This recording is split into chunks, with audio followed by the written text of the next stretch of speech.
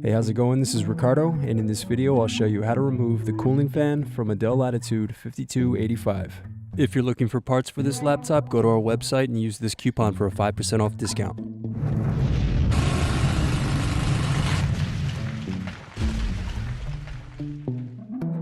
First, use fingers to lift kickstand from base. Now unscrew and remove base cover.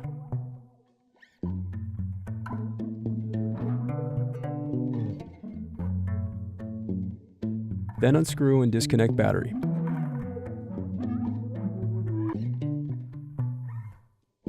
Then unscrew and disconnect cooling fan.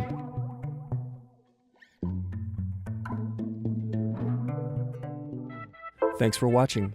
Don't forget to like and subscribe if you enjoyed this video. And if you need more, check out this playlist to watch other tutorials for your laptop. You can also click here to find parts for your laptop at partspeople.com.